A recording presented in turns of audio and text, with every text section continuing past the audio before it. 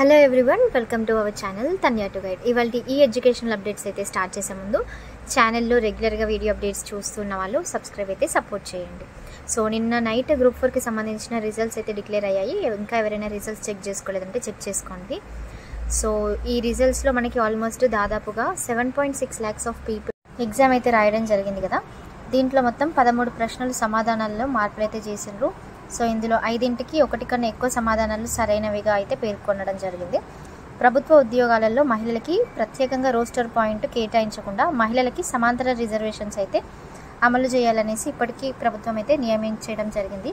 కాబట్టి మహిళలకి సమాంతర రిజర్వేషన్స్ పైన దీనికి సంబంధించిన అఫీషియల్గా జీవో 1 రిలీజ్ అయిపోయిందంటే మనకి ఇంకొంచెం బెటర్గా క్లారిటీ అయితే రావడం జరుగుతుంది.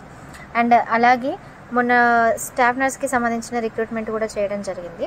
ఆల్మోస్ట్ టీఎస్పీఎస్సీ ద్వారా కండక్ట్ చేసిన ఎగ్జామినేషన్స్ ఏవైతే ఉన్నాయో ఒక్కదాని తర్వాత ఒక్కొక్కటి ఎగ్జామినేషన్స్కి సంబంధించిన రిజల్ట్స్ అయితే డిక్లేర్ చేస్తున్నారు. ఎట్లాంటి కోర్టు స్టేలు ఏవి లేకపోయి ఉంటే చాలామందికి రిజల్ట్స్ రావడం వల్ల చాలా సంతోషమే. అండ్ ఇంకొకటి ఏంటంటే first SI constable results declare చేసిన తర్వాత గురుకులం రిజల్ట్స్, ఆ తర్వాత గ్రూప్ 4 రిజల్ట్స్ అట్లా డిక్లేర్ చేస్తే సో చాలామంది బెనిఫిట్ పొందే అవకాశాలు ఉన్నాయి. ఎందుకంటే ఎస్ఐ కానిస్టేబుల్ కొంచెం శాలరీ పరంగా ఎక్కువనే ఉంటుంది. సో అందుకోసమని ఆ తర్వాత గురుకులానికి సంబంధించి అది కూడా టీచర్ జాబ్ కాబట్టి చాలామంది దానికి వెళ్ళిపోయేటి వాళ్ళు వెళ్ళిపోతూనే ఉంటారు.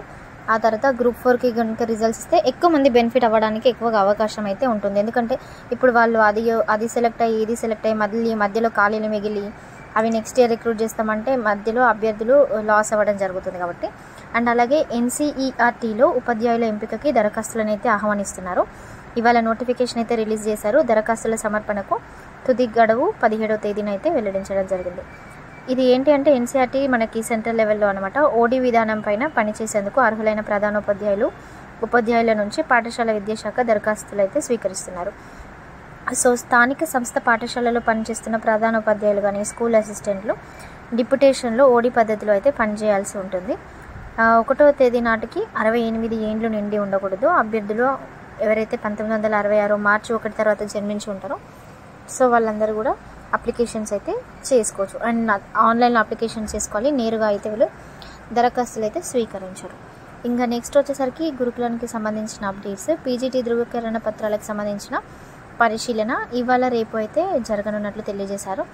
ఇది ఎక్కడంటే మనకి లా కాలేజ్లో అయితే కండక్ట్ చేస్తున్నారు. పీజీటీ హిందీ పోస్టులకు ఈ మంత్ 10న ఉదయం 9 గంటలకు ఎల్బీనగర్ మెట్రో స్టేషన్లో కండక్ట్ అయితే చేస్తున్నారనమాట. నెక్స్ట్ బ్యాంక్కి సంబంధించి స్పెషలిస్ట్ ఆఫీసర్స్కి సంబంధించిన నోటిఫికేషన్ రిలీజ్ అయింది.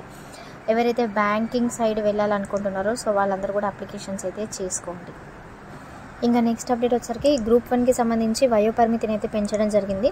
ఎందుకంటే ఇప్పుడు మొన్న రీసెంట్గా రిలీజ్ చేసిన దానికి కొంతమందికి అంటే కొన్ని మంత్స్ తేడా వల్ల ఏజ్ అయిపోయే అవకాశం ఉంటుంది. సో ఇక లీగల్గా ఏమైనా ఇష్యూస్ వస్తాయేమోనని ముందుగానే గవర్నమెంట్ బెటర్ అందరికీ ఇంప్లిమెంట్ చేస్తే బాగుంటుందని ఒక మంచి ఆలోచనతో చేయడం జరిగింది. ఇదైతే గుడ్ ఇనిషియేటివ్.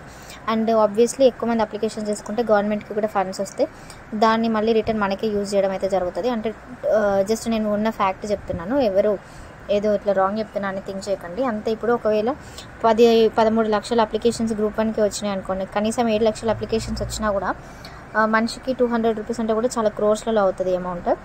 సో అట్లా ఆ ఫండ్స్ని మంచిగా ప్రాపర్గా యూజ్ చేస్తే మనకి ఏదైనా ఎడ్యుకేషన్ సెక్టర్ డెవలప్మెంట్కి దేనికి ఒక దానికైతే హెల్ప్ అయితే అవ్వడం జరుగుతుంది. ఇంకా నెక్స్ట్ వయోపరిమితి అయితే పెంచడం వల్ల చాలా మంచి విషయమే. ఇక డిఎస్సి గురించి కూడా గవర్నమెంట్ ఏదో ఒక నిర్ణయం తీసుకొని అభ్యర్థులకి కాస్త ఊరట కలిగిస్తే చాలా బాగుంటుంది. ఎందుకంటే ఎంతసేపు గ్రూప్ 1, గ్రూప్ 2, గ్రూప్ 3 అనేసి చెప్పడం జరుగుతుంది. 2 లక్షల ఉద్యోగాలు భర్తీ చేస్తానన్నారు. అందులో మరి ఏవి 2 లక్షలు పోయిన గవర్నమెంట్ రిలీజ్ చేసిన నోటిఫికేషన్స్తో కలిపి 2 లక్షల అనేది చాలామంది అభ్యర్థులలో తీవ్ర ఆలోచన వస్తుంది. ఎందుకంటే ఇప్పుడు ఈ గవర్నమెంట్ రిక్రూట్మెంట్లో మొత్తము 2 lakhs ఆఫ్ అప్లికేషన్స్ని అంటే అన్ని నోటిఫికేషన్స్ని ఫిల్ చేసి అంతమంది అభ్యర్థులు ఉద్యోగాలకు సెలెక్ట్ అయితే ఇంకా అదొక పెద్ద అచీవ్మెంట్ అన్నమాట. Thank you.